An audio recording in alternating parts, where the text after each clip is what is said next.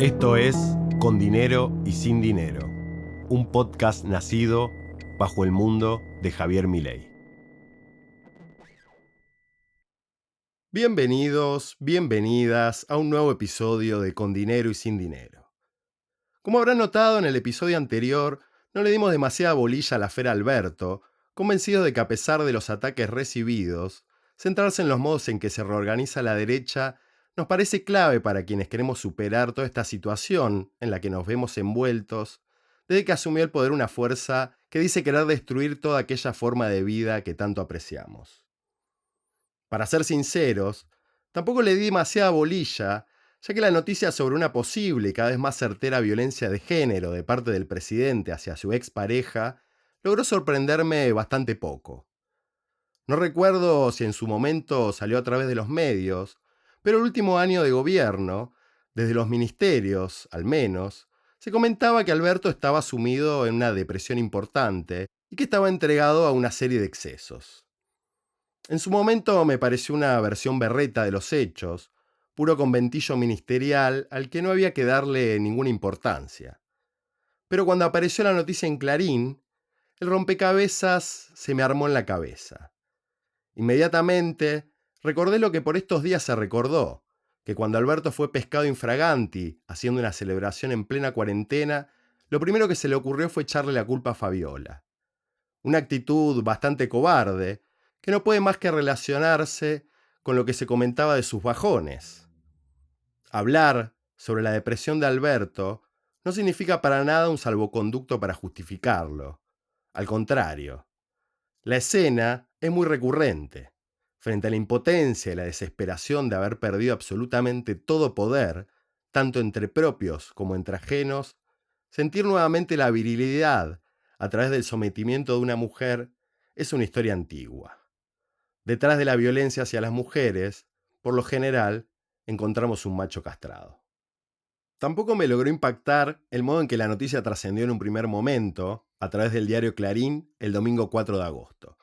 Desde la muerte del fiscal Nisman en adelante, la Argentina se ha vuelto un circo cruel, donde los servicios de inteligencia, las filtraciones y los montajes televisivos son moneda corriente. Tan acostumbrados estamos a estos vaivenes publicitarios que se ha llegado al punto, muchas veces, de sostener la verosimilitud de situaciones delirantes, que solo pueden creerse en un país como la Argentina, enceguecido por las lógicas de la grieta. Este no es el caso, por supuesto, pero si con Milei la vieja cosa de kirchnerismo, antikirchnerismo, parecía haber quedado atrás bajo las lógicas de casta anticasta o de sociedad civil versus Estado, podemos comprobar cómo el recurso del antikirchnerismo sigue dando sus buenos resultados, imposibles de no ser utilizados más allá de los marcos del antagonismo de hoy, que son otros y mucho más profundos. Dicho esto, sería importante diseccionar las cosas. Por un lado, la denuncia gravísima de Fabiola Yáñez hacia el ex jefe de campaña de Sergio Massa y Florencio Randazzo, y el confeti que nos convidan los medios de comunicación. Como se ha podido reconstruir recientemente, gran parte de la espectacularización a la que estamos siendo sometidos proviene de venganzas particulares. Como es de público conocimiento, el juez Ercolini, encargado de la causa Yáñez, fue uno de los partícipes del viaje al lago Escondido a fines del año 2022 junto a directivos del diario Clarín, un hecho bastante escandaloso que muestra de primera mano las relaciones entre el poder económico, los medios y el partido judicial como pocas veces, pero del que nadie tenía por qué enterarse. Para quien decía, como Alberto Fernández, no solo que le estaba dando fin al patriarcado, sino que iba a acabar para siempre con los sótanos de la democracia, otra de sus hipocresías, que se recuperasen los rasgos de la vieja inteligencia argentina, apuntando a una reunión que no hacía más que exponer de manera brutal el poder real, resultó un trago bastante amargo. Y está bien, no está mal. Entre la casta hay códigos, y quienes los sobrepasan son justamente castigados. Ercolini no hizo más que poner las cuentas al día. El escaso impacto que generó el suceso del lago Escondido es similar al estrecho impacto que generó el intento de asesinato de Cristina Fernández, hoy en pleno juicio. Quizás haya que leer los hechos mancomunadamente y alertar sobre un descreimiento generalizado que llevó a restarle importancia tanto a una cosa como a la otra. Quizás, también, la crítica deba dirigirse hacia los propios y pensar seriamente hasta qué punto uno está dispuesto a tolerar las cosas que pasan sin tomar medidas que no sean esta suerte de lloriqueo en el que estamos instalados, implorando al mundo que vea lo que nosotros vemos. La única cabeza que cortó el viaje a las tierras de Lewis fue la de Alessandro, quien fuera jefe de seguridad de la gestión de la reta en Capital Federal, quien primero presentó un alejamiento del cargo y ya próximo a la campaña presidencial, dimitió definitivamente en marzo del 2023. La causa se cerró, bajo la excusa de que la información llegó a través de vías ilegales. En el caso del atentado hacia Cristina, la situación es similar. La condena hacia los autores materiales del hecho es segura. De los autores intelectuales, ni noticia. Así todo, el caso del lago Escondido es un cuadro más en la larga secuencia que va de Nisman en adelante, donde hubo, literalmente, de todo. Tuvimos los cuadernos de Centeno, que al final eran fotocopias y que en una pericia reciente se dictaminó que fueron manipulados. Tuvimos, desde el otro lado, y como respuesta a la cacería judicial macrista, la exposición de las reuniones entre Stornelli y el falso abogado D'Alessio, digitando aprietes a empresarios relacionados con la década ganada para montar denuncias. Tuvimos los bolsos de López, que al final parece que llevaban guita de empresarios amigos de Macri y sobre todo relacionados con su primo Calcaterra. Toda una serie. Las operaciones de inteligencia son eficaces porque una vez que se instalan, a pocos les importa si son verdad o son montaje. Ya están instaladas. Pero lo de Alberto es diferente, y no solo por ser el mayor carpetazo del que se tenga memoria y por tener pruebas fehacientes salidas de su propio celular. A diferencia de la serie de montajes que se sucedieron uno tras otro una vez que el kirchnerismo abandonó el poder, lo que aquí se denuncia ya no es un hecho de corrupción, ni del armado de una asociación ilícita, ni de la influencia en los procesos de licitación. El caso de la contratación de seguros quedó bien atrás de esto que se nos apareció de repente en primera plana y que apunta a un trabajo mucho más fino, donde se apunta a lo más íntimo de la personalidad del exmandatario. El golpe judicial y mediático hacia Alberto expone, sabemos, otra cosa. Lo que se quiere trastocar es un aspecto moral. Por eso el golpe es tan fuerte. Por eso el gordo Dan se atreve a decir, gracias a Alberto por haber destruido al kirchnerismo. Como nunca antes, la bomba explota, pero desde adentro. Si como dice el dicho, la piedad del verdugo consiste en la precisión de su golpe, para Alberto no hubo piedad ni precisión.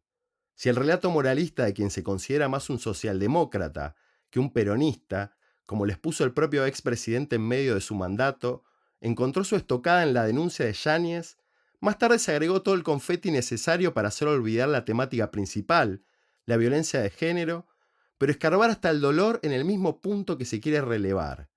Un tipo parrandero, al estilo de Insaurralde, que mientras un país estaba sumido en la desesperación, se la pasaba bastante bien. No es la primera vez que ocurre, ni mucho menos. No sé si recordarán que en plena campaña del 2015, el referente de la cámpora José Otavi se paseaba por los sets televisivos con la vedette Victoria Zipolitakis, quien ya había protagonizado un escándalo ese mismo año, en el mes de junio, luego de grabarse al mando de un avión de Austral lleno de pasajeros, en una mezcla de impunidad y burlesque que le obligó a pagar una multa y a realizar casi 300 horas de trabajo comunitario en una parroquia. Durán Barba comprendió el escenario como ningún otro, y por eso recomendó a Mauricio Macri que Juliana Aguada tuviese un protagonismo central en la campaña, mostrándose como una esposa ejemplar. Que José Otavis tuviese una relación con una vedette no es malo de por sí, pero en un contexto donde se señala una cierta degradación de las dirigencias y se denuncia un cierto alejamiento de las mismas de las bases, no resulta para nada recomendable. En lo de Alberto, hay venganzas que se comen frías, hay una artillería que apunta a desmoralizar como nunca antes a la única oposición que verdaderamente se puede mencionar como tal, y hay, también, un esfuerzo por liquidar de muerte definitiva la experiencia que en lo que va del siglo XXI estuvo 16 años en el poder. Cuando los armadores del escándalo estaban escarbando el tema de la contratación de seguros, se deben haber dicho, esto es muy poco, con esto no alcanza para un verdadero escándalo. Si se abre una nueva etapa en la Argentina se necesita algo nuevo. La corrupción ya aburre, ya se da por sobreentendida. Exponer los videos del expresidente además coloca la venganza en el lugar justo, porque lo más desfachatado del viaje al lago escondido no fue solo que se supo de ese viaje, sino que también estaban las conversaciones de WhatsApp entre los funcionarios que viajaron, viendo el modo de sortear la situación. Ercolini no solo le devuelve a Alberto el mismo sabor amargo que le hizo tragar, sino que se lo devuelve a través del mismo cóctel. Y lo que ese preparado revela, también, es una vulnerabilidad. Que haya trascendido videos privados del presidente haciéndose el boludón, también expone falencias inverosímiles para un jefe de Estado, como el de hacer un archivo de sus deslices y que ese material llegue a todo el mundo. Los servicios de inteligencia siempre están operando, pero si uno les facilita la tarea, no queda mucho más que hacer. Dicho esto, creo que toda esta situación abre un espectro mucho más grande que el de pegarle a Alberto, hoy tarea fácil, y terminar por afirmar que el gobierno del Frente de Todos que encabezó fue un gobierno difícil de remontar. Lo que se empieza a insinuar, estimo, es una posibilidad de abrir la frontera y empezar a decir en voz alta aquello que se viene susurrando desde el 2015 con cierta precaución y hoy, quizás, se encuentran oídos más abiertos para escucharlo. Si las filtraciones de Alberto son el broche de oro, la frutilla del postre que había empezado a gestarse una vez que el peronismo volvió al poder después del fallido intento de restauración de Cambiemos, una vuelta que el poder real no estaba dispuesto a convalidar, lo son no solo porque expone de una manera brutal la intimidad amonestable de un presidente en cargo, sino que revela, también, como dijimos, la incapacidad de un ejecutivo de mantener en secreto situaciones que deberían permanecer en secreto. La vulnerabilidad que revela la situación, la incredulidad, son totales. Pero una vez que la moderación reveló su lado más oscuro, creo que al fin estamos en condiciones de desestimarla. Si con Milei se terminó el mito de que con la moderación se ganan elecciones, con Alberto se terminó el mito de que la moderación es un valor que puede hablar por sí mismo, como si no tuviese sus trampas. La paradoja está a la vista. Los buenos modales no sirven para hacer gobierno, y menos en el contexto que estamos, y para colmo, las más de las veces son una farsa. Ya se ha dicho muchas veces, pero reafirmarlo una vez más no viene mal. La elección de Daniel Scioli, de Alberto Fernández, de Sergio Massa, estuvieron condicionadas por una suerte de imaginario en el que la elección de un candidato debe guiarse por una suerte de amansamiento, cuando no, la demostración de una parte que se ha perdido, que se entrega a los contrincantes. Que hoy Alberto Fernández se encuentre en la situación en la que está, que Daniel Scioli sea parte del actual gobierno, que Sergio Massa esté, parece, trabajando para fondos de inversión norteamericanos, imitando las carreras de los que hoy inundan los ministerios libertarios, no deja de hacer ruido. Se podrá decir que esto es el peronismo, un movimiento que bajo su ala recoge de una punta a la otra e involucra todas las gamas de colores. El peronismo es sinónimo de la cultura argentina, dirá Lilita, y tiene algo de razón. Pero si la conducción de los últimos años propugnó por una visión más combativa, incluso más de izquierda, por más que dentro del peronismo se quiera desechar las etiquetas europeas de diestras y zurdos, encumbrar líderes más relacionados con las banderas que se quieren destronar resulta un tanto ambiguo. Se podría decir también que el peronismo también es ambigüedad. Pero si en los propios votantes se abrió un atisbo de inquietud e incomodidad con las propuestas, hay algo que no funciona del todo bien. Perder elecciones o entrar en la bancarrota política, con todo el compromiso que tiene el movimiento fundado por Juan Perón para con el poder, no hacen más que afirmar las inquietudes. Esta reacción de los movimientos populares y sectores progresistas frente a una brutal reorganización de la derecha a nivel global es llamativa y no deja ser también parte del problema. Como dice Mario Santucho, director de la revista Crisis, mientras que la respuesta de las derechas frente a la derrota fue radicalizarse cada vez más, la respuesta de los progresismos viene siendo la de amansar los temperamentos. Porque no solo los progresismos son desplazados, las derechas también sufren sus derrotas, pero con la diferencia notable de que hacen de la derrota la fuerza para la próxima embestida. Como despliega Santucho, este escenario es claro, al menos en el continente americano, donde la Argentina de Macri, la Brasil de Bolsonaro y la Norteamérica de Trump son los casos más paradigmáticos. Entre los tres, las derechas han perdido y se han decidido por una mayor radicalidad. Como sabemos, tanto Bolsonaro como Trump, que les tocó gestionar en la pandemia y perder la reelección, hoy se muestran mucho más agresivos que en sus mandatos. Y en Argentina, no solo Milei vino a convalidar un gesto mucho más agresivo frente al fracaso del plan Cambiemita. No debemos olvidar que la preferida de Mauricio Macri en la contienda del año pasado era Patricia Bullrich, quien sin dudas también optó por la radicalidad frente a un Horacio Rodríguez Larreta que no supo leer los tiempos y se sostuvo siempre desde un lugar mucho más apaciguado. Del otro lado, del lado de los progresismos, encontramos un diagnóstico opuesto, como si la radicalidad de las derechas no exigiese una misma radicalidad para enfrentarlas. Encontramos un Lula, el único al que le vienen saliendo bastante bien las cosas, teniendo que aliarse para formar gobierno con sus antiguos adversarios. Tenemos un Biden, tenemos un Alberto. Hay algo de esos discursos un tanto complacientes, con su lenguaje moderado, con su intentona de llevar las cosas a un centro imposible en un mundo en guerra, que fue entendido como una impotencia en el gobernar. Los resultados están a la vista. La derecha avanza también porque se la deja avanzar. Si Milei siendo candidato siempre se posicionó en estado de guerra, es porque entendió que había un caos ingobernable que requería de alguien que diese las batallas necesarias. La continuidad entre el lenguaje bélico y sus prácticas desde la candidatura hasta la asunción son la muestra de que elevar estrategias de guerra a todas las esferas es lo que la mayoría estaba esperando en un mundo en crisis. Todo se traduce en lenguaje de armas y, a decir verdad, lo que se conforma es un arco sólido de voluntades que, en contraste con el gobierno anterior, no hace más que bañarse de gloria.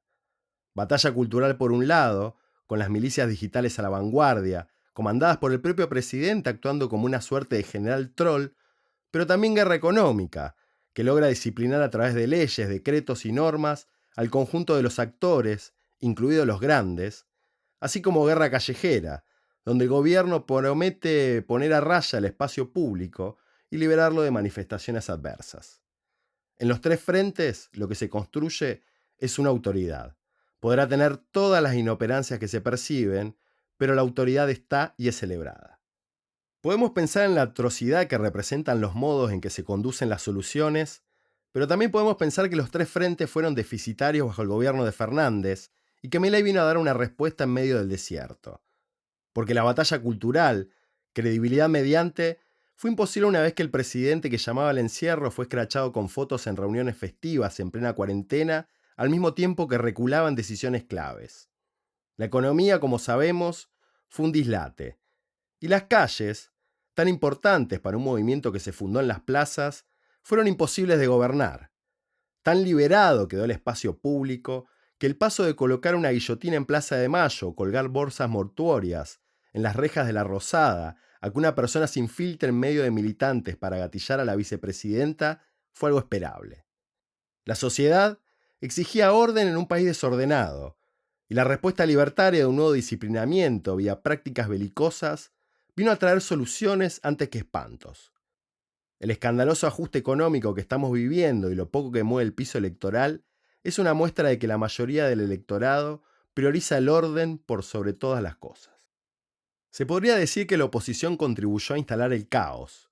Milei, el Joker, fue el personaje que faltaba en un ambiente que empezó a cargarse de inconvenientes a pocos meses de mandato. Pero la voluntad de imponer una autoridad en medio del caos no tuvo siquiera sus intentos. En ese marco de circunstancias, la inflación fue el desborde que sobrepasó el vaso, ya que se percibió no solo como un fenómeno que pulveriza toda posibilidad de realización económica, si es que existe algo como eso, sino como un síntoma más de desorden. Porque la inflación revela también un fuera de control, una imposibilidad de fijar límites y conductas, de hacer cumplir determinados marcos. El revólver que, según el mito, Guillermo Moreno llevaba a las negociaciones con los formadores de precios, la trompada que Luis Delía le colocó a un sojero en pleno 2008 en una manifestación callejera, el diario Clarín, hecho jirones, en mano del otrora jefe de gabinete Capitanich en plena conferencia de prensa, podrían ser muestras de un exceso, pero eran también la muestra de una voluntad de poder, de marcar límites, de demostrar quién manda. Que la oposición haya tildado esos hechos como abusos es de lo más natural. Gobernar para la oposición, querer conseguir sus aplausos, no tiene sentido. Había que volver a aprenderlo con Milei. Bienvenido sea. Lo importante no es agradar a todos. Lo importante es gobernar. Hoy se ve con toda claridad que las acusaciones de soberbia hacia la entonces presidenta y su gabinete no eran el problema central. Y si alguna vez lo fue, después de la experiencia que arrojó el macrismo podían más bien ser desestimadas. Pueden ser un inconveniente, sí, pero no algo que inhabilite la construcción de una mayoría y una autoridad, que es lo que se precisa, en todo caso, para ganar elecciones y construir poder. Habría que preguntarse en este sentido si la victoria de Alberto Fernández respondió a presentarse como un peronismo de buenos modales o en verdad lo único importante fue quien lo acompañaba en la lista. Macri, al igual que Alberto, dejó tras de sí un gobierno que no supo hacer casi nada de lo que se propuso. Mal que le pesa al argentino y a la argentina promedio construir autoridad en un país como el nuestro, con todo lo que tiene de maldito, con todo lo que tiene de descomunal, es un asunto clave, y la mayoría de los votantes lo saben. Los buenos modales, en la Argentina, siempre terminaron mal. Repito, quizás no haya que buscar la victoria del Frente de Todos en el 2019 en lo que podía representar a Alberto como mediador de una unidad del peronismo que mal que bien sobrevive hasta hoy, sino que quizás lo único importante era la autoridad que lo acompañaba. En aquel momento circulaba mucho una idea, ustedes lo recordarán, sin Cristina es imposible, con Cristina sola no alcanza. ¿Y quién decía eso? ¿Las encuestas? ¿Los focus groups? ¿Los mismos que Javier Milei prefirió desestimar y gracias a esa desestimación construir una victoria? El problema quizás estriba en que a lo largo de la última década el peronismo se encargó más de hablarle a los opositores que hablarle a los propios, y eso desde un comienzo significó un problema. Que hoy gobierne Javier Milei es la muestra más audaz de que hablarle a los propios, consolidar a los propios, con toda la soberbia que eso implica, es eficaz. Funciona del mismo modo que funcionó en otras épocas, bajo otras banderas políticas. Porque muchos fueron los que se sintieron estafados con la candidatura de Daniel Scioli y les hacía agua por todos lados que la entonces presidenta no le brindara su apoyo en la campaña. Muchos fueron los que esperaban un gesto más heroico que la candidatura de Alberto Fernández. Javier Milei entendió que había mucho por dinamitar y en ese afán de destrucción cimentó su promesa. Pero además de dinamitar, había que imponer orden. La elección de Milei fue desde un comienzo paradójica. El discurso oficial ofreció una promesa de libertad, pero en el reverso, los votantes imploraban por alguien que los gobernara. El vacío de poder que dejó Alberto Fernández no era más que un desierto. Y como decía Rousseau, en los desiertos reinan los tiranos. Muchos dicen, con el gordo Dan, que con el afer Alberto el peronismo está perdido. Desde el otro lado, también pareciera anunciarse lo mismo en muchos sectores, que se han sentido más que decepcionados por el accionar de las dirigencias. Me permito, si se me permite, discrepar. Que esto obligadamente tenga que impactar en el peronismo de punta a punta, me genera dudas. Se podrá decir que el peronismo es un movimiento de dirigencias, profundamente verticalista, y que todo lo que toca a los líderes toca irremediablemente a las bases. Pero creo que esa es una mirada más que parcial e injusta. El accionar de un expresidente como Alberto Fernández, creo, no debería conmover la integridad de miles de militantes que muchas veces se los olvida, como si el peronismo estuviese compuesto solo de sus dirigencias. Que la frivolidad de un presidente mancha el recorrido de miles de militantes que a lo largo y a lo ancho del país se desviven por construir un mundo más igualitario, más inclusivo, que los hay, aunque las más de las veces se los quiere ocultar, me parece un acto atroz. En todo caso, habría que afirmar que si en el 2019 se entendió que algo tenía que unirse, hoy debería entenderse que algo se debe romper. ¿Qué dinamitar, poniendo en acción toda la potencia de lo que destruye, será una decisión severa, pero necesaria? Si, como nos enseña en sus primeras páginas El mago del Kremlin, la novela escrita por el italiano Giuliano da Empoli, que narra en clave ficcionada el ascenso de Vladimir Putin al poder y que Santiago Caputo recomienda, tanto como imita, si de lo que se trata no es solo de inventar un candidato, sino también de inventar una realidad, de inventar un mundo, lo que habría que ver es con qué recursos se cuentan para volver a fabricarlo. Ampararse en las excusas que ya conocemos, que ellos disponen de los medios de comunicación, que hay una alianza implícita y también explícita con las grandes plataformas digitales, pareciera ya no tener sentido. La simetría de fuerzas siempre fue un hecho histórico y se constata a cada paso. De lo que se trata, antes que entonar nuevas melodías, es de montar nuevos escenarios. Y en esa nueva escenografía, confeccionar una voluntad de poder que haya entendido que una vez que se ha dado todo por perdido, no queda más opción que empezar todo de nuevo. Este fue el episodio número 7 de Con Dinero y Sin Dinero, titulado Los Buenos Modales. Gracias por escuchar, hasta la próxima.